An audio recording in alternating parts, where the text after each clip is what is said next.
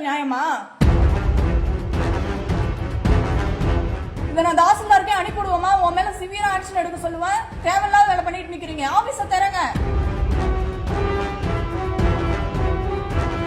கள்ளக்குறிச்சி அருகே பெண் விஏஓவை பெண் கிராம உதவியாளர் அலுவலகத்தின் உள்ளே வைத்து பூட்டிச் சென்ற சம்பவம் அதிர்ச்சியை ஏற்படுத்தி இருக்கிறது. ஒரு ஆபீசரை நீ உள்ள வச்சு கதவை மூடிட்டு போறது எந்த விதத்தில் நியாயமா?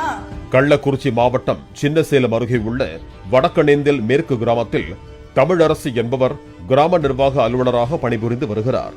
அதே அலுவலகத்தில் சங்கீதா என்பவர் கிராம உதவியாளராக வேலை பார்த்து வந்துள்ளார். இவர் சங்கராபுரம் எம்எல்ஏவின் உறவினர் என்று சொல்லப்படுகிறது.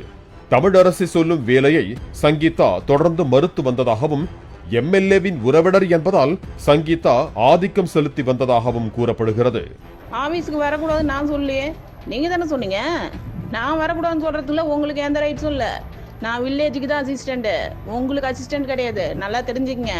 நீங்க என்ன சொன்னாலும் கேட்கணுங்கிற அவசியம்லாம் எங்களுக்கு கிடையாது. அந்த அவசியமும் இல்லை.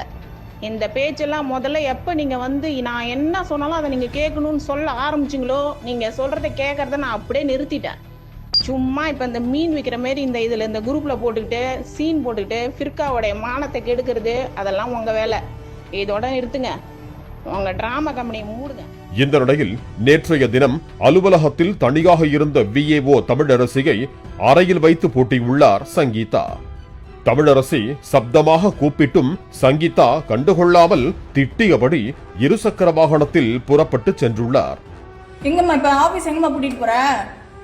இங்க பாருமா, ஒரு ஆபீசரை நீ உள்ள வச்சு கதவை கூட்டிட்டு போறது எந்த விதத்தில் நியாயமா?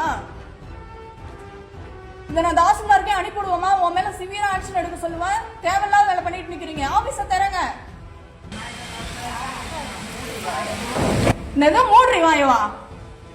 பின்னர் இச்சம்பவம் தொடர்பாக தமிழரசி உயர் அதிகாரிகளுக்கு தகவல் தெரிவித்ததை அடுத்து அரை மணி நேரம் கழித்து கிராம நிர்வாக அலுவலகத்தின் பூட்டு திறக்கப்பட்டு தமிழரசி வெளியே வந்தார்.